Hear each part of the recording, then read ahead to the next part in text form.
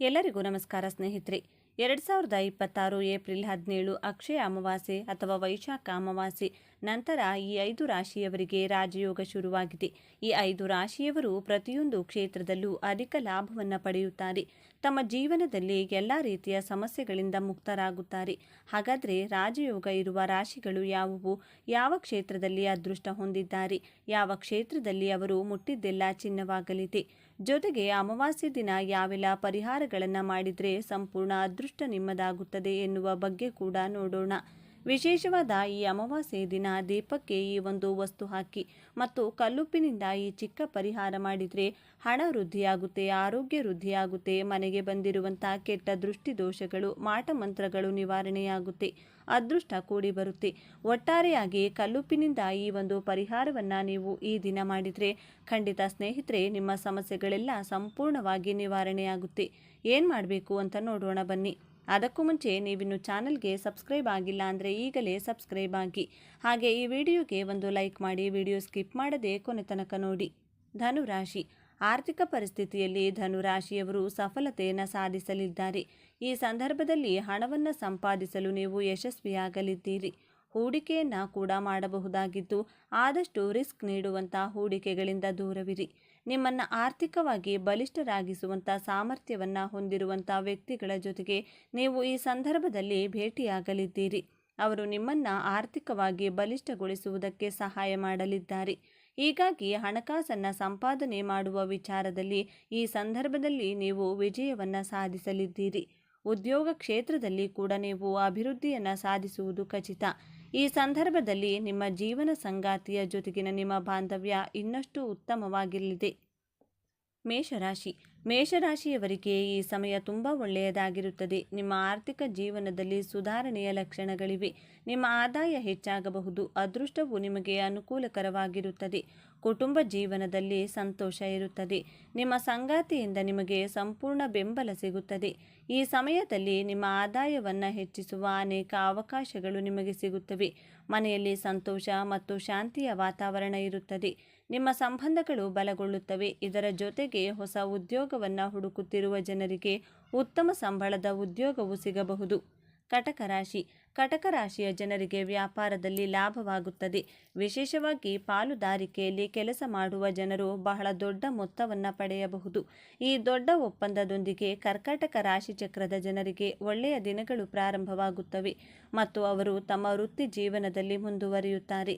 ನಿಮ್ಮ ಅಪೂರ್ಣ ಕೆಲಸಗಳು ಪೂರ್ಣಗೊಳ್ಳುತ್ತವೆ. ಬಾಕಿ ಇರುವ ಹಣ ಕೈ ಸೇರಲಿದೆ. ಪ್ರಗತಿಯ ಸಾಧ್ಯತೆಗಳಿವೆ. ನಿಮಗೆ ದೊಡ್ಡ ಜವಾಬ್ದಾರಿಯೂ ಸಿಗಬಹುದು. ಇದು ಹೂಡಿಕೆ ಮಾಡಲು ಒಳ್ಳೆಯ ಸಮಯ. ಆದ್ದರಿಂದ ನೀವು ಎಲ್ಲೋ ಹೂಡಿಕೆ ಮಾಡಲು ಯೋಜಿಸುತ್ತಿದ್ದರೆ ಈ ಸಮಯ ತುಂಬ ಒಳ್ಳೆಯದಾಗಿರುತ್ತದೆ. ಈ ಸಮಯದಲ್ಲಿ ನಿಮ್ಮ ಹಾಳಾದ ಕೆಲಸವೂ ಮುಗಿಯುತ್ತದೆ. ಮಕರ ರಾಶಿ. ಮಕರ ರಾಶಿ ಚಕ್ರದ ಜನರು ಸಿಲುಕಿಕೊಂಡಿರುವ ಹಣವನ್ನು ಪಡೆಯಬಹುದು. ಉದ್ಯೋಗದಲ್ಲಿರುವವರಿಗೆ ವಿದೇಶ ಪ್ರಯಾಣ ಮಾಡುವ ಅವಕಾಶ ಸಿಗಬಹುದು. ಈ ಪ್ರವಾಸವು ಕೆಲಸಕ್ಕೆ ಸಂಬಂಧಿಸಿದೆ. ಇದು ಅವರಿಗೆ ತೃಪ್ತಿಯನ್ನು ನೀಡುತ್ತದೆ. ವಿಶೇಷವಾಗಿ ಆಮದು ರಫ್ತು ವಲಯದ ಉದ್ಯಮಿಗಳು ಬೆಳವಣಿಗೆ ಮತ್ತು ಲಾಭದಲ್ಲಿ ಹೆಚ್ಚಳವನ್ನು ನಿರೀಕ್ಷಿಸಲಾಗಿದೆ. ನಿಮ್ಮ ಆದಾಯ ಹೆಚ್ಚಾಗುತ್ತದೆ. ಸಾಕಷ್ಟು ಹಣವಿದ್ದರೆ ಉಳಿತಾಯ ಮಾಡಲು ಸಹ ಸಾಧ್ಯವಾಗುತ್ತದೆ. ವಿದೇಶಕ್ಕೆ ಹೋಗುವ ಅವಕಾಶವು ವೃತ್ತಿ ಜೀವನದ ಪ್ರಗತಿಗೆ ಒಳ್ಳೆಯ ಸಂಕೇತವಾಗಿದೆ. ಆಮದು ರಫ್ತು ವ್ಯವಹಾರ ಮಾಡುವವರಿಗೆ ಈ ಸಮಯ ಪ್ರಯೋಜನಕಾರಿಯಾಗಲಿದೆ. ವೃಶ್ಚಿಕ ರಾಶಿ.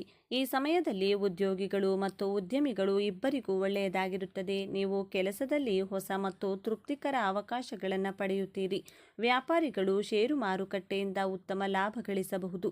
ಕಠಿಣ ಪರಿಶ್ರಮ ಮತ್ತು ಸಮರ್ಪಣೆ ಆರ್ಥಿಕ ಪ್ರಯೋಜನಗಳು ಮತ್ತು ಪ್ರೋತ್ಸಾಹಗಳನ್ನು ತರುತ್ತದೆ. ವೈಯಕ್ತಿಕ ಜೀವನದಲ್ಲಿ ಸಂಬಂಧಗಳಲ್ಲಿ ಪ್ರಾಮಾಣಿಕತೆ ಮತ್ತು ಬದ್ಧತೆ ಹೆಚ್ಚಾಗುತ್ತದೆ. ಉದ್ಯೋಗದಲ್ಲಿರುವವರಿಗೆ ಹೊಸ ಅವಕಾಶಗಳು ಸಿಗುತ್ತವೆ.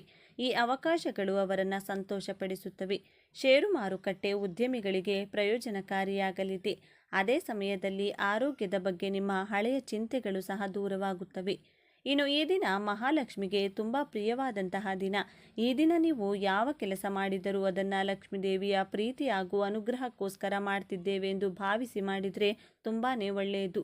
ರವಿಚಂದ್ರರ ಜೊತೆಗೆ ಈ ಬಾರಿಯ ಅಮಾವಾಸ್ಯೆಗೆ ಶುಕ್ರನ ಬಲ ಹೆಚ್ಚಾಗಿದೆ. ಶುಕ್ರನು ಪ್ರಸನ್ನಗೊಂಡ್ರೆ ಲಕ್ಷ್ಮೀದೇವಿಯ ಅನುಗ್ರಹ ಸಿಕ್ಕಾಗಿದೆ ಎಂದರ್ಥ. ಯಾರ ಮನೆಯಲ್ಲಿ ನಿತ್ಯ ಸಂಜೆ ಸಮಯದಲ್ಲಿ ಲಕ್ಷ್ಮಿ ಅಷ್ಟೋತ್ತರ ಮೊಳಗುತ್ತೋ ಆ ಮನೆಯಲ್ಲಿ ದಾರಿದ್ರ್ಯಕ್ಕೆ ಜಾಗವಿಲ್ಲ ಎಂದು ಹೇಳಲಾಗುತ್ತದೆ. ಆದ್ದರಿಂದ ಅಮಾವಾಸ್ಯೆ ದಿನ ಸಂಜೆ ಮರೆಯದೆ ನಿಮ್ಮ ಮನೆಗಳಲ್ಲಿ ಲಕ್ಷ್ಮೀ ದೇವಿಯ ಪೂಜೆಯನ್ನು ಈ ವಿಧವಾಗಿ ಮಾಡಿ. ಸಾಧ್ಯವಾದರೆ ಲಕ್ಷ್ಮೀ ದೇವಿಗೆ ಕಮಲದ ಪುಷ್ಪವನ್ನು ತಂದು ಅರ್ಪಿಸಿ. ಕಮಲದ ಪುಷ್ಪ 11 ಸಂಖ್ಯೆಯಲ್ಲಿ ಸಿಕ್ಕರೆ ಮತ್ತಷ್ಟು ಫಲ. ಲಕ್ಷ್ಮೀ ದೇವಿಯ ಒಂದೊಂದು ಹೆಸರನ್ನು ಹೇಳುತ್ತಾ ಲಕ್ಷ್ಮೀ ದೇವಿಯನ್ನೇ ನೋಡುತ್ತಾ ಪೂಜೆಯನ್ನು ಮಾಡಿಕೊಳ್ಬೇಕು. ಸಂತಾನ ಫಲ ಇಲ್ಲದವರು ಗಂಧವನ್ನು ಒಂದು ತಟ್ಟೆ ಅಥವಾ ಬಾಳೆ ಎಲೆಯ ಮೇಲೆ ಹಾಕುತ್ತಾ ಲಕ್ಷ್ಮೀ ಅಷ್ಟೋತ್ತರ ಪಠಿಸಿದರೆ ಪೂಜೆಯ ಬಳಿಕ ಆ ಗಂಧವನ್ನು ನಿತ್ಯವೂ ಹಣೆಗೆ ದಂಪತಿಗಳು ಇಡುತ್ತಾ ಬಂದರೆ ಶೀಘ್ರವಾಗಿ ಸಂತಾನ ಫಲ ಪ್ರಾಪ್ತಿಯಾಗುತ್ತದೆ. ಸಾಲದ ಸಮಸ್ಯೆಗಳು ಹೆಚ್ಚಾಗಿರುವವರು ಈ ಒಂದು ಎಲೆಯಿಂದ ಪೂಜೆಯನ್ನು ಮಾಡಿದರೆ ಅಖಂಡ ಧನಲಾಭ ಪ್ರಾಪ್ತಿಯಾಗಿ ಸಾಲದ ಸುಳಿಯಿಂದ ಹೊರಬರಬಹುದು. ಅಮಾವಾಸ್ಯೆ ದಿನ ಮಹಾಲಕ್ಷ್ಮೀ ದೇವಿಗೆ ಬೆಳಿಗ್ಗೆ ಅಥವಾ ಸಂಜೆ ಆದರೆ ಸಂಜೆ ಸಮಯದಲ್ಲಿ ಬಿಲ್ವ ಪತ್ರೆ ಎಲೆಗಳನ್ನು ಒಂದೊಂದೇ ಲಕ್ಷ್ಮೀ ದೇವಿಯ ಮುಂದಿಡುತ್ತಾ ಓಂ ಅಪರ್ಣಾಯ ನಮಃ ಎಂದು ಹೇಳಿಕೊಳ್ಳುತ್ತಾ ಪೂಜಿಸಬೇಕು. ಇದರಿಂದ ಋಣಬಾಧೆಗಳು ಶೀಘ್ರವಾಗಿ ಮುಕ್ತಿಯಾಗಿ ಲಕ್ಷ್ಮೀ ಕಟಾಕ್ಷ ಉಂಟಾಗುತ್ತದೆ. ಅಮ್ಮನವರ ಅನುಗ್ರಹಕ್ಕಾಗಿ ತಪ್ಪದೆ ಪಾಯಸವನ್ನಾಗಿರಬಹುದು ನೈವೇದ್ಯವಾಗಿ ಇಟ್ಟು ನಮಸ್ಕಾರವನ್ನು ಮಾಡಿಕೊಳ್ಬೇಕು. ಸಾಧ್ಯವಾಗದಿದ್ದರೆ ಯಾವುದಾದರೂ ಒಂದು ಫಲವನ್ನು ಕೂಡ ಇಡಬಹುದು. ದಾಳಿಂಬೆ ಆಗಿರಬಹುದು, ದ್ರಾಕ್ಷಿ, ಬಾಳೆಹಣ್ಣು, ಹೀಗೆ ಯಾವುದೇ ಫಲವನ್ನು ಕೂಡ ನೀವು ಅರ್ಪಿಸಬಹುದು. ಈ ದಿನ ಸುಗಂಧ ದ್ರವ್ಯಗಳನ್ನು ಮನೆಗೆ ತಂದರೆ ತುಂಬಾ ಒಳ್ಳೆಯದು. ಬಿರಿಯಾನಿ ಎಲೆ, ಏಲಕ್ಕಿ, ಲವಂಗವನ್ನು ಮನೆಗೆ ತರಬಹುದು. ಉಪ್ಪನ್ನು ಖರೀದಿ ಮಾಡಿ ಮನೆಗೆ ತಂದರೆ ಒಳ್ಳೆಯದು. ಬೆಳಿಗ್ಗೆ ಹಾಗೂ ಸಂಜೆ ನಿಮ್ಮ ಮನೆಯಲ್ಲಿ ದೀಪ ಬೆಳಗಿಸುವಾಗ ದೀಪಕ್ಕೆ ತುಪ್ಪವನ್ನು ಬಳಸಬೇಕು. ಒಂದೊಂದು ದೀಪಕ್ಕೂ ಒಂದು ಲವಂಗವನ್ನು ಹಾಕಿ ದೀಪಾರಾಧನೆಯನ್ನು ಮಾಡಿಕೊಳ್ಬೇಕು. ಅಮಾವಾಸ್ಯೆ ದಿನ ಕಲ್ಲುಪ್ಪಿನ ಈ ಒಂದು ಪರಿಹಾರವನ್ನು ಪಾಲಿಸಿದರೆ ಮನೆಯಲ್ಲಿನ ಎಲ್ಲ ನಕಾರಾತ್ಮಕ ಶಕ್ತಿಗಳು ದೂರವಾಗುತ್ತೆ. ಏನು ಮಾಡಬೇಕು? ಬೆಳಿಗ್ಗೆ ಸ್ನಾನ ಆದ ನಂತರ ಒಂದು ಗಾಜಿನ ಲೋಟಕ್ಕೆ ನೀರನ್ನು ತುಂಬಿಸಿ ಸ್ವಲ್ಪ ಕಲ್ಲುಪ್ಪನ್ನು ಹಾಕಿ ನಿಮ್ಮ ಮನೆಯ ಹಾಲನ್ನು ನೈಋತ್ಯ ಭಾಗದಲ್ಲಿಡಬೇಕು. ಆ ಲೋಟವನ್ನು ಅದೇ ಜಾಗದಲ್ಲಿ ಇಡಿ. ಹಗಲು ರಾತ್ರಿ ಹಾಗೂ ಇರುವಂತೆ ಬಿಡಬೇಕು. ಮರುದಿನ ಅಂದರೆ ಬೆಳಿಗ್ಗೆ ಎದ್ದು ಆ ನೀರನ್ನು ಯಾವುದಾದರೂ ಮರ ಅಥವಾ ಗಿಡದ ಬುಡಕ್ಕೆ ಹಾಕಿ ಬರಬೇಕು. ಇದರಿಂದ ಮನೆಯಲ್ಲಿ ಕಾರಣ ಇಲ್ಲದೆ ನಡೆಯುವಂಥ ಕಲಹಗಳು ದೂರವಾಗುತ್ತೆ. ಮನೆಯಲ್ಲಿರುವಂಥ ನೆಗೆಟಿವ್ ಶಕ್ತಿಗಳು ಕಳೆದು ಹೋಗುತ್ತದೆ. ಪಾಸಿಟಿವ್ ಶಕ್ತಿ ಅನ್ನೋದು ಹೆಚ್ಚುತ್ತಾ ಹೋಗುತ್ತದೆ. ಹಾಗೆಯೇ ಈ ದಿನ ಗೋಮಾತೆಗೆ ಹಸಿರು ಹುಲ್ಲಿನ ಜೊತೆ ಬೆಲ್ಲ ಅಥವಾ ನೆನೆಸಿದ ಕಡಲೆಕಾಳಿನ ಜೊತೆಗೆ ಬೆಲ್ಲವನ್ನು ತಿನ್ನಿಸಿ ಬಂದರೆ ನಿಮಗಿರುವ ಸರ್ವ ದೋಷಗಳು ಅಂದುಕೊಂಡಂಥ ಕೆಲಸಗಳು ನೆರವೇರುತ್ತದೆ. ಹಣಕಾಸು, ಆರೋಗ್ಯ, ಉದ್ಯೋಗ ರಂಗದಲ್ಲಿ ಗೋಮಾತೆಯ ಅನುಗ್ರಹದಿಂದ ಏಳಿಗೆ ಉಂಟಾಗುತ್ತದೆ. ಹಾಗೆಯೇ ಅಮಾವಾಸ್ಯೆಯ ದಿನ ತಮ್ಮ ಕುಟುಂಬದವರು ತಮಗೆ ತರ್ಪಣವನ್ನು ನೀಡುತ್ತಾರೆಂದು ಪಿತೃಗಳು ಕಾಯುತ್ತಿರುತ್ತಾರಂತೆ. ನೀರಿಗೆ ಎಳ್ಳನ್ನು ಬೆರೆಸಿ ಮರೆಯದೆ ಪಿತೃಗಳಿಗೆ ತರ್ಪಣವನ್ನು ನೀಡಿ. ಕಪ್ಪು ಎಳ್ಳು ಹಾಗೂ ನೀರು ಪಿತೃಗಳಿಗೆ ಆಹಾರ ಎಂದು ಹೇಳಲಾಗುತ್ತದೆ. ಹಸಿದ ಯಾವುದೇ ಪ್ರಾಣಿ, ಪಕ್ಷಿ, ಮನುಷ್ಯರಿಗೆ ಆಹಾರವನ್ನು ನೀಡಿ ಪಿತೃಗಳನ್ನು ಸ್ಮರಿಸಿದರೆ ಪಿತೃಗಳಿಗೆ ಶಾಂತಿಯಾಗುತ್ತದೆ. ಪಿತೃಶಾಂತಿ ಆಯಿತು ಅಂದರೆ ನಿಮ್ಮ ಜೀವನದಲ್ಲಿ ಈಗ ನಡೆಯುತ್ತಿರುವಂಥ ಅಡೆತಡೆಗಳು ದೂರವಾಗುತ್ತೆ. ಕುಟುಂಬದ ಅಭಿವೃದ್ಧಿ ಆಗ್ತಾ ಹೋಗುತ್ತೆ.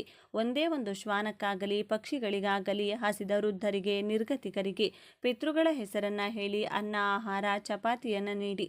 ಪ್ರತಿ ಅಮಾವಾಸ್ಯೆ ಹೀಗೆ ಮಾಡುತ್ತಾ ಬಂದರೆ ಪಿತೃಗಳ ಅನುಗ್ರಹದ ಜೊತೆಗೆ ಮನೆದೇವರ ಅನುಗ್ರಹ ಕೂಡ ಪ್ರಾಪ್ತಿಯಾಗುತ್ತೆ. ನೋಡಿದ್ರಲ್ಲ ಸ್ನೇಹಿತರೆ, ಈ ಅಮಾವಾಸ್ಯೆ ದಿನ ಯಾವೆಲ್ಲ ಕೆಲಸಗಳನ್ನು ಮಾಡಬೇಕು ಅಂತ ಇವತ್ತಿನ ಈ ವಿಡಿಯೋದಲ್ಲಿ ತಿಳಿಸ್ಕೊಟ್ಟಿದ್ದೇನೆ. ಈ ಮಾಹಿತಿ ನಿಮಗೆ ಇಷ್ಟ ಆದರೆ ತಪ್ಪದೇ ವಿಡಿಯೋಗೆ ಪ್ರತಿಯೊಬ್ಬರೂ ಕೂಡ ಶೇರ್ ಮಾಡಿ. ಎಲ್ಲರೂ ಭಕ್ತಿಯಿಂದ ಓಂ ಶ್ರೀ ಮಹಾಲಕ್ಷ್ಮೀ ನಮಃ ಅಂತ ಕಮೆಂಟ್ ಮಾಡಿ. ಇಂತಹ ಶಕ್ತಿಶಾಲಿ ದಿನ ಈ 5 ವಸ್ತುಗಳನ್ನು ಮನೆಗೆ ತಂದರೆ ತುಂಬಾ ಒಳ್ಳೆಯದಾಗುತ್ತದೆ. ಅಥವಾ 5 ವಸ್ತುಗಳು ತಗೊಂಡು ಬರೋದಕ್ಕೆ ಆಗಿಲ್ಲ ಅಂದರೆ ಅದರಲ್ಲಿ 1 ಅಥವಾ 2 ವಸ್ತುಗಳನ್ನು ಕೂಡ ತಗೊಂಡು ಬರಬಹುದು. ತುಂಬಾ ಕಡಿಮೆ ರೇಟ್ ಇದೆ. ಹಾಗಾಗಿ 5 ವಸ್ತುಗಳನ್ನು ತಗೊಂಡು ಬನ್ನಿ. ಯಾಕೆಂದರೆ ನಾವು ಈ ರೀತಿಯಾಗಿ ಈ 5 ವಸ್ತುಗಳನ್ನು ತಂದು ನಾವು ಪೂಜೆಯ ರೂಮ್ನಲ್ಲಿಟ್ಟು ಪೂಜೆ ಮಾಡಿದ ನಂತರ ಒಂದೊಂದು ಸ್ಥಳದಲ್ಲಿ ಒಂದೊಂದು ವಸ್ತುವನ್ನು ಇಡೋದ್ರಿಂದ ಖಂಡಿತ ವರ್ಷ ಪೂರ್ತಿ ನಿಮಗೆ ಹಣದ ಸಮಸ್ಯೆ ಬರಲ್ಲ. ಇನ್ನು ಮನೆಯಲ್ಲಿ ಸುಖ, ಶಾಂತಿ, ನೆಮ್ಮದಿ ಅನ್ನೋದು ದೊರೆಯುತ್ತದೆ. ನೀವು ಕೈ ಹಾಕಿದ ಕೆಲಸದಲ್ಲೆಲ್ಲ ಜಯ ಅನ್ನೋದು ಸಿಗ್ತಾ ಹೋಗುತ್ತದೆ. ಹಾಗಾಗಿ ಈ 5 ವಸ್ತುಗಳು ಯಾವುವು ಎಂದು ನೋಡೋಣ ಬನ್ನಿ. ಅದಕ್ಕೂ ಮುಂಚೆ ನೀವಿನ್ನು ಚಾನಲ್ಗೆ ಸಬ್ಸ್ಕ್ರೈಬ್ ಆಗಿಲ್ಲ ಅಂದರೆ ಈಗಲೇ ಸಬ್ಸ್ಕ್ರೈಬ್ ಆಗಿ. ಹಾಗೆ ವಿಡಿಯೋಗೆ ಲೈಕ್ ಮಾಡಿ, ವಿಡಿಯೋ ಸ್ಕಿಪ್ ಮಾಡದೆ ಕೊನೆ ತನಕ ನೋಡಿ. ಎಲ್ಲರೂ ಭಕ್ತಿಯಿಂದ ಓಂ ಶ್ರೀ ಮಹಾಲಕ್ಷ್ಮೀ ನಮಃ ಅಂತ ಕಮೆಂಟ್ ಮಾಡಿ. ಸ್ನೇಹಿತರೆ, ಮೊದಲನೆಯ ವಸ್ತು ಉಪ್ಪು. ನಾವು ಅಡುಗೆ ಮಾತ್ರವಲ್ಲದೆ ವಾಸ್ತುಶಾಸ್ತ್ರದಲ್ಲೂ ಕೂಡ ಉಪ್ಪು ಬಹಳ ಮುಖ್ಯ. ಇದು ನಕಾರಾತ್ಮಕ ಶಕ್ತಿಯನ್ನು ಹೀರಿಕೊಳ್ಳುತ್ತದೆ ಮತ್ತು ಧನಾತ್ಮಕ ಶಕ್ತಿಯನ್ನು ಹೆಚ್ಚಿಸುತ್ತದೆ ಅಂತಾನೆ ಹೇಳ್ಬೋದು. ಹಾಗಾಗಿ ಉಪ್ಪಿಗಿಂತ ರುಚಿ ಇಲ್ಲ, ತಾಯಿಗಿಂತ ಬಂಧು ಇಲ್ಲ ಅಂತ ಗಾದೆ ಮಾತು ಕೂಡ ಕೇಳಿದ್ರಿ. ಉಪ್ಪು ಇಲ್ಲದೆ ಯಾವ ಅಡುಗೆಯೂ ಕೂಡ ರುಚಿ ಇರುವುದಿಲ್ಲ. ಹಾಗಾಗಿ ಉಪ್ಪು ಕೇವಲ ಅಡುಗೆ ಮಾತ್ರವಲ್ಲದೆ ವಾಸ್ತುದೋಷಕ್ಕಾಗಲಿ ಅಥವಾ ಸೌಂದರ್ಯಕ್ಕೂ ಕೂಡ ನಾವು ಉಪ್ಪನ್ನು ಬಳಸ್ತೀವಿ. ಉಪ್ಪನ್ನು ಲಕ್ಷ್ಮೀ ದೇವಿಗೆ ಹೋಲಿಕೆ ಮಾಡ್ತಾರೆ. ಹಾಗಾಗಿ ಈ ದಿನ ನೀವು 1 kg ಆಗುವಷ್ಟು ಅರಳುಪ್ಪನ್ನು ತಗೊಂಡು ಬಂದು ನೀವು ಗ್ಲಾಸ್ ಬಾಕ್ಸ್ ಆಗಲಿ ಅಥವಾ ಪಿಂಗಾಣಿ ಡಬ್ಬಿಯಲ್ಲಿ ಉಪ್ಪನ್ನು ಹಾಕಬೇಕಾಗುತ್ತದೆ. ಯಾವುದೇ ಕಾರಣಕ್ಕೂ ನೀವು ಪ್ಲಾಸ್ಟಿಕ್ ಡಬ್ಬಿಯಲ್ಲಿ ಆಗಲಿ ಅಥವಾ ಸ್ಟೀಲ್ ಡಬ್ಬಿಯಲ್ಲಿ ಉಪ್ಪನ್ನು ಯೂಸ್ ಮಾಡಬಾರದು. ಉಪ್ಪನ್ನು ಆ ಡಬ್ಬಿಗಳಲ್ಲಿ ಹಾಕಬಾರ್ದು. ಈ ರೀತಿಯಾಗಿ ನೀವೇನಾದರೂ ಪ್ಲಾಸ್ಟಿಕ್ ಡಬ್ಬಿಯಲ್ಲಿ ಅಥವಾ ಸ್ಟೀಲ್ ಡಬ್ಬಿಯಲ್ಲಿ ಉಪ್ಪು ಹಾಕಿದರೆ ಮನೆಯಲ್ಲಿ ಮನಃಶಾಂತಿ ಇರುವುದಿಲ್ಲ. ಮನೆಯಲ್ಲಿ ತುಂಬಾ ಕಿರಿಕಿರಿ ಆಗ್ತಾ ಇರುತ್ತದೆ.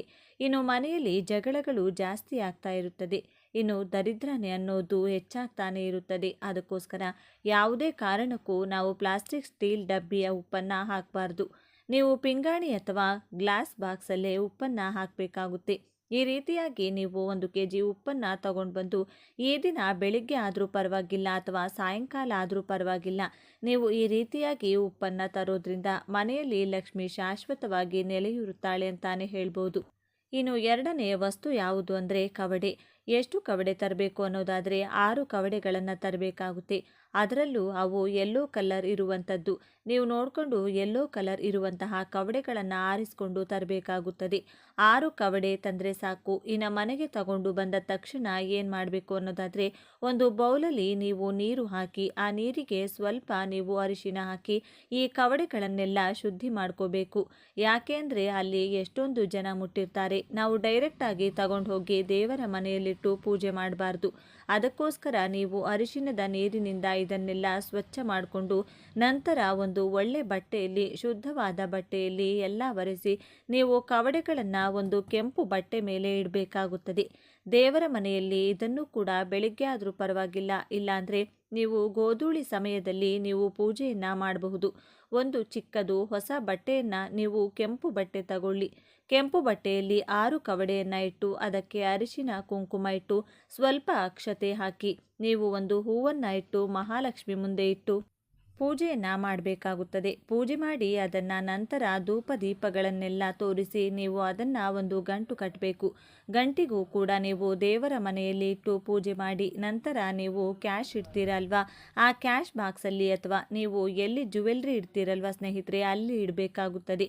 ಈ ರೀತಿಯಾಗಿ ಇಡೋದ್ರಿಂದ ಮಹಾಲಕ್ಷ್ಮಿ ನಮ್ಮ ಮನೆಯಲ್ಲಿ ಶಾಶ್ವತವಾಗಿ ನೆಲೆ ಇರುತ್ತಾಳೆ. ಅದರಲ್ಲೂ ವರ್ಷಕ್ಕೊಂದು ಸರಿ ಬರುವಂತಹ ಈ ಯುಗಾದಿ ಹಬ್ಬದ ದಿನ ಈ ವಸ್ತುಗಳನ್ನು ಮಾಡಿದರೆ ತುಂಬಾ ಒಳ್ಳೆಯದು. ಇನ್ನು 3ನೇ ವಸ್ತು ಯಾವುದು ಅಂದರೆ ಅಕ್ಕಿ. ಅಕ್ಕಿ ನಮ್ಮ ಮನೆಯಲ್ಲಿ ಆಲ್ರೆಡಿ ಇರುತ್ತೆ. ಆದರೆ ಈ ದಿನ 1 kgಯಷ್ಟು ನೀವು ಅಕ್ಕಿಯನ್ನು ತರಬೇಕಾಗುತ್ತದೆ.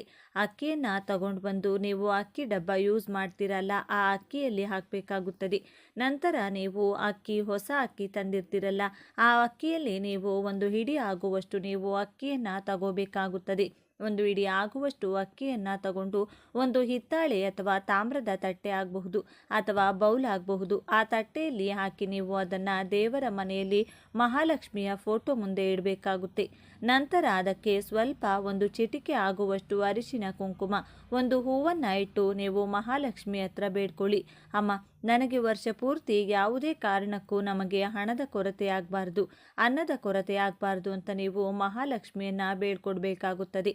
ನಂತರ ಏನು ಮಾಡಬೇಕು ಅನ್ನೋದಾದರೆ ಅದರಲ್ಲಿ 1 ಚಿಟಿಕೆ ಆಗುವಷ್ಟು ಅಕ್ಕಿ ತಗೊಂಡು ನೀವು ಒಂದು ಹೊಸ ಕೆಂಪು ಬಟ್ಟೆ ತಗೊಂಡಿರ್ತೀರಲ್ಲ, ಆ ಕೆಂಪು ಬಟ್ಟೆಯಲ್ಲಿ ನೀವು 1 ಚಿಟಿಕೆ ಆಗುವಷ್ಟು ಅಕ್ಕಿಯನ್ನು ಕಟ್ಟಿ ಅದನ್ನು ನೀವು ಕ್ಯಾಶ್ ಬಾಕ್ಸ್ ಅಥವಾ ಜ್ಯುವೆಲರಿ ಎಲ್ಲ ಇಡ್ತೀರಲ್ವಾ, ಅಲ್ಲಿ ಇಡಬೇಕಾಗುತ್ತದೆ.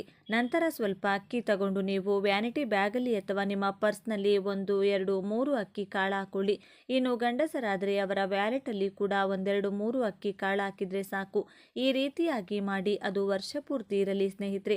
ಅದು ಏನೂ ಆಗಲ್ಲ, ಅಕ್ಕಿ ಅಲ್ವಾ, ಏನೂ ಹಾಳಾಗಲ್ಲ. ಹಾಗಾಗಿ ನೀವು ಅದನ್ನು ನೆಕ್ಸ್ಟ್ ಇಯರ್ ಒಳಗಡೆ ನೀವು ಅದನ್ನು ತಗೊಂಡು ಹೋಗಿ ಯಾರೂ ತುಳಿಯದೇ ಇರುವಂತಹ ಜಾಗದಲ್ಲಿ ಹಾಕಬೇಕಾಗುತ್ತದೆ. ಈ ರೀತಿಯಾಗಿ ಮಾಡಿಕೊಳ್ಳೋದ್ರಿಂದ ಮಹಾಲಕ್ಷ್ಮಿ ನಿಮ್ಮ ಮನೆಯಲ್ಲಿ ಶಾಶ್ವತವಾಗಿ ಉಳಿತಾಳೆ. ಇನ್ನು ಬರುವಂತಹ ವರ್ಷದಲ್ಲಿ ನಿಮ್ಮ ಮನೆಯಲ್ಲಿ ಸುಖ, ಸಂತೋಷ, ನೆಮ್ಮದಿ ಅನ್ನೋದು ನೆಲೆಸ್ತಾ ಹೋಗುತ್ತೆ. ಹಾಗಾಗಿ ಆ ದಿನ 1 kg ಆಗುವಷ್ಟು ಅಕ್ಕಿ ಆದರೂ ನೀವು ತಗೊಂಡು ಬಂದು ಈ ರೀತಿಯಾಗಿ ಮಾಡಿ ನೋಡಿ, ನಿಮ್ಮಲ್ಲಿ ಎಷ್ಟು ಚೇಂಜಸ್ ಆಗುತ್ತೆ ಅಂತ ನಿಮಗೆ ಗೊತ್ತಾಗುತ್ತದೆ. ಇನ್ನು ನಾಲ್ಕನೆಯದಾಗಿ ನಾವು ಯಾವ ಕೆಲಸವನ್ನು ಮಾಡಬೇಕು ಅನ್ನೋದಾದರೆ, ಈ ದಿನ ಬೆಳಿಗ್ಗೆ 6 ಗಂಟೆಯಿಂದ 9 ಗಂಟೆಯ ಒಳಗಡೆ ಆಗಲಿ ಅಥವಾ ಸಾಯಂಕಾಲ 5 ಗಂಟೆಯಿಂದ 7 ಗಂಟೆಯ ಒಳಗಡೆ ಆಗಲಿ ನಾವು ಅರಳಿ ಮರದ ಹತ್ರ ಹೋಗಬೇಕು. ಹೋಗೋ ಸಮಯದಲ್ಲಿ ನಾವು ಒಂದು ತಾಮ್ರದ ಚೊಂಬಲ್ಲಿ ಅಥವಾ ತಾಮ್ರದ ತಂಬಿಗೆಯಲ್ಲಿ ನೀವು ಶುದ್ಧವಾದ ನೀರನ್ನು ಹಾಕಿ ಅದರಲ್ಲಿ ಸ್ವಲ್ಪ ಹಾಲು ಹಾಗೆ ಒಂದು ಸ್ವಲ್ಪ ಬೆಲ್ಲವನ್ನು ಹಾಕ್ಕೋಬೇಕಾಗುತ್ತದೆ. ಇನ್ನು ಅದರ ಜೊತೆ ನಾವು ಒಂದು ದೀಪ, ಶುದ್ಧವಾದ ತುಪ್ಪ ಮತ್ತು 2 ಬತ್ತಿಗಳನ್ನು ತಗೊಂಡು ಹೋಗಬೇಕಾಗುತ್ತದೆ. ಇನ್ನು ನೀವು ಅರಳಿ ಮರದ ಹತ್ರ ಹೋಗಿ ನೀವು ನಮಸ್ಕಾರ ಮಾಡಿಕೊಂಡು ಮೊದಲು ನೀವು ಏನು ನೀರು ತಗೊಂಡು ಹೋಗಿರ್ತೀರಲ್ಲ, ಆ ನೀರನ್ನು ಅರಳಿ ಮರದ ಬುಡಕ್ಕೆ ಹಾಕಬೇಕಾಗುತ್ತದೆ. ಅದರಲ್ಲಿ ಶ್ರೀಮನ್ನಾರಾಯಣ ಮತ್ತು ಮಹಾಲಕ್ಷ್ಮಿ ವಾಸಿಸುತ್ತಾರೆ. ಹಾಗಾಗಿ ಅರಳಿ ಮರದ ಬುಡದಲ್ಲಿ ನೀವು ಆ ಶುದ್ಧವಾದ ನೀರು, ಒಂದು ಸ್ವಲ್ಪ ಬೆಲ್ಲ ಹಾಗೇನೆ ಹಾಲನ್ನು ತಗೊಂಡು ಹೋಗಿ ಬುಡದಲ್ಲಿ ಹಾಕಿ ಮತ್ತು ಅರಳಿ ಮರಕ್ಕೆ 12 ಪ್ರದಕ್ಷಿಣೆಯನ್ನು ಹಾಕಬೇಕಾಗುತ್ತೆ. ಸ್ನೇಹಿತರೆ, 12 ಪ್ರದಕ್ಷಿಣೆ ಆದಮೇಲೆ ನೀವು ಅಲ್ಲೇ ಕೂತ್ಕೊಂಡು ಒಂದು ತುಪ್ಪದಿಂದ ದೀಪವನ್ನು ಹಚ್ಚಬೇಕು.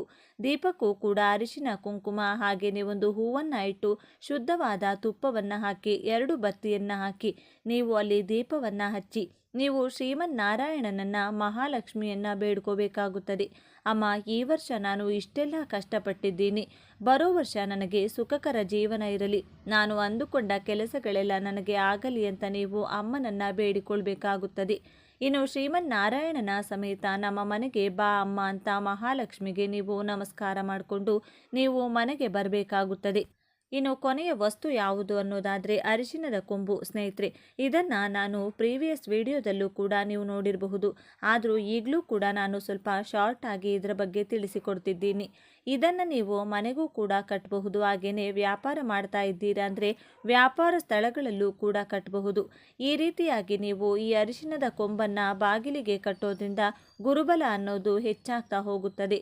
ನೀವು ವಾಹನ ಖರೀದಿ ಆಗ್ಬೋದು ಅಥವಾ ಮನೆ ಖರೀದಿ ಮಾಡೋರು ಅಥವಾ ನಮಗೆ ಹಣ ಬರ್ತಾ ಇಲ್ಲ ಅನ್ನೋರಾಗಲಿ ಅಥವಾ ಮದುವೆ ಸೆಟ್ ಆಗ್ತಾ ಇಲ್ಲ, ಮಕ್ಕಳಾಗ್ತಾ ಇಲ್ಲ, ಯಾವುದೇ ಒಂದು ಶುಭ ಕಾರ್ಯಗಳು ಆಗ್ತಾ ಇಲ್ಲ ಅಂದರೆ ನೀವು ಈ ವರ್ಷ ಈ ರೀತಿಯಾಗಿ ಕಟ್ಟಿ ನೋಡಿ, ತುಂಬಾ ಒಳ್ಳೆಯದಾಗುತ್ತದೆ. ನಾವು ಎಷ್ಟು ಅರಿಶಿನದ ಕೊಂಬು ತಗೋಬೇಕು ಅನ್ನೋದಾದರೆ ಸಮಸಂಖ್ಯೆಯಲ್ಲಿ ತಗೋಬೇಕು. 2, 4, 6, 8, 10 ಈ ರೀತಿಯಾಗಿ ಸಮಸಂಖ್ಯೆಯಲ್ಲಿ ತಗೊಳ್ಬೇಕಾಗುತ್ತದೆ. ನಮ್ಮ ಬಾಗಿಲು ಎಷ್ಟು ಉದ್ದ ಇರುತ್ತೆ, ಎಷ್ಟು ಉದ್ದ ನಾವು ಕಟ್ಟಬೇಕಾಗುತ್ತೆ. ನೀವು ಒಂದು ವೈಟ್ ದಾರವನ್ನು ತಗೊಂಡು ಅರಿಶಿನದ ನೀರಿನಲ್ಲಿ ಮಿಕ್ಸ್ ಮಾಡಿಕೊಂಡು ಅರಿಶಿನದ ದಾರವನ್ನು ಮಾಡಿಕೊಳ್ಬೇಕಾಗುತ್ತೆ. ನಂತರ ನಾವು ಇದನ್ನು ಹೂವು ಕಟ್ಟೋ ರೀತಿಯಾಗಿ ಆದರೂ ಕಟ್ಬೋದು. ಇಲ್ಲ ಅಂತಂದರೆ ನೀವು ಸ್ವಲ್ಪ ಜಾಗ ಬಿಟ್ಕೊಂಡು ನೀವು ಅದನ್ನು ಗಂಟು ಹಾಕಿಕೊಂಡು ಕೂಡ ಕಟ್ಕೋಬಹುದು. ಈ ರೀತಿಯಾಗಿ ಕಟ್ಕೊಂಡು ನೀವು ಇದನ್ನು ಯಾವಾಗ ಕಟ್ಟಬೇಕು ಅಂತಂದರೆ ಈ ದಿನ ಬೆಳಿಗ್ಗೆ ಆದಷ್ಟು ಬ್ರಾಹ್ಮಿ ಮುಹೂರ್ತದಲ್ಲಿ ಕಟ್ಟಿದರೆ ತುಂಬಾ ಒಳ್ಳೆಯದು. ಇಲ್ಲ ಅಂತಂದರೆ 9 ಗಂಟೆಯ ಒಳಗಡೆ ಈ ಕೆಲಸವನ್ನು ಮಾಡಿಕೊಳ್ಬೇಕಾಗುತ್ತದೆ. ಮೊದಲು ನೀವು ಎಣ್ಣೆ ಸ್ನಾನ ಮಾಡಿ ನಂತರ ನೀವು ಹೊಸ ಬಟ್ಟೆಯನ್ನು ಹಾಕ್ಕೊಂಡು ಅಥವಾ ಶುದ್ಧವಾದ ಬಟ್ಟೆಯನ್ನು ಹಾಕ್ಕೊಂಡು ನೀವು ಎಲ್ಲರೂ ಅಂತಂದರೆ ಈ ದಿನ ಎಲ್ಲರೂ ಬೇಗ ಎದ್ದು ಸ್ನಾನಗಳೆಲ್ಲ ಮುಗಿಸಿ ನಂತರ ಮೊದಲು ನಾವು ಹೊಸಲಿಗೆ ಇದನ್ನು ಕಟ್ಟಿ ಮೊದಲು ನೀವು ಇದನ್ನು ಕಟ್ಟಿಬಿಡಿ. ಇದು ಎಷ್ಟು ದಿನ ಇರಬೇಕು ಅಂದರೆ ಎಷ್ಟು ದಿನ ಆದರೂ ಇರಬಹುದು ಸ್ನೇಹಿತರೆ. ಇದಕ್ಕೆ ಇಷ್ಟೇ ದಿನ ಇರಬೇಕು ಅಂತೇನಿಲ್ಲ. ಅಕಸ್ಮಾತ್ ಹಳೆಯದಾಗಿ ಕಟ್ಟಾಯಿತು ಅಂತಂದರೆ ಅಂದಲ್ಲಿ ಸಮಯದಲ್ಲಿ ನೀವು ತಗೊಂಡು ಹೋಗಿ ಹರಿಯೋ ನೀರಿಗೂ ಬಿಡಬಹುದು. ಇಲ್ಲ ಅಂತಂದರೆ ಯಾವುದಾದರೂ ಮರದ ಬುಡಕ್ಕೋ ಅಥವಾ ದೊಡ್ಡ ಮರ ಇದ್ದರೆ ಮರದಲ್ಲೂ ಕೂಡ ಇಡಬಹುದು. ಈ ರೀತಿ ಕೂಡ ಮಾಡಬಹುದು. ಎಷ್ಟು ದಿನ ಆದರೂ ಇರಬಹುದು. ಈ ರೀತಿಯಾಗಿ ಕಟ್ಟೋದ್ರಿಂದ ನೋಡಿ ನಿಮಗೆ ಗುರುಬಲ ಅನ್ನೋದು ಹೆಚ್ಚಾಗ್ತಾ ಹೋಗುತ್ತೆ. ನಾನು ಇಷ್ಟು ದಿನ ಯಾವುದೇ ಒಂದು ಕೆಲಸಕ್ಕೆ ಕೈ ಹಾಕಿದರೂ ಆಗ್ತಾ ಇಲ್ಲ ಅನ್ನೋರಾಗಲಿ ಅಥವಾ ನನಗೆ ಎಷ್ಟೊಂದು ಆಸೆ ಇದೆ, ಒಂದು ಸೈಟ್ ತಗೊಳ್ಳೋಕ್ಕಾಗ್ತಿಲ್ಲ, ಒಂದು ಮನೆ ತಗೊಳ್ಳೋಕ್ಕೆ ಆಗ್ತಿಲ್ಲ ಅಥವಾ ಒಂದು ವಾಹನ ತಗೊಳ್ಳೋಕ್ಕೆ ಆಗ್ತಾ ಇಲ್ಲ ಅನ್ನೋರು ಈ ರೀತಿಯಾಗಿ ಮಾಡಿ ನೋಡಿ, ಖಂಡಿತ ನಿಮಗೆ ಒಳ್ಳೆಯದಾಗುತ್ತೆ. ನೀವು ಈ ದಿನ ನೀವು ಮನೆಯಲ್ಲೇ ರೆಡಿ ಮಾಡಿಕೊಂಡು ಹೋಗಿ ನೀವು ಅದನ್ನು ನೀವು ಅಂಗಡಿಯಲ್ಲೂ ಕೂಡ ಕಟ್ಟಬಹುದು. ಅದರಿಂದ ವ್ಯಾಪಾರ ಚೆನ್ನಾಗಿ ಆಗುತ್ತದೆ, ಜನಾಕರ್ಷಣೆ ಅನ್ನೋದು ಹೆಚ್ಚಾಗ್ತಾ ಹೋಗುತ್ತೆ. ಹಾಗಾಗಿ ನೀವು ಈ ದಿನ ಮಿಸ್ ಮಾಡಬೇಡಿ. ಎಲ್ಲರೂ ಈ ರೀತಿಯಾಗಿ ಮಾಡ್ಕೊಳ್ಳಿ. ಮನೆಯಲ್ಲಿ ಸುಖ, ಶಾಂತಿ, ನೆಮ್ಮದಿ ಇರಬೇಕು, ಸಾಲದಿಂದ ಮುಕ್ತಿ ಹೊಂದಬೇಕು ಅಂದರೆ ನಾವು ಈ ರೀತಿಯಾದ ಸಣ್ಣ ರೆಮಿಡಿಗಳನ್ನು ಮಾಡ್ತಾ ಬಂದರೆ ಖಂಡಿತ ಇದನ್ನು ನಂಬಿ ಮಾಡಿ.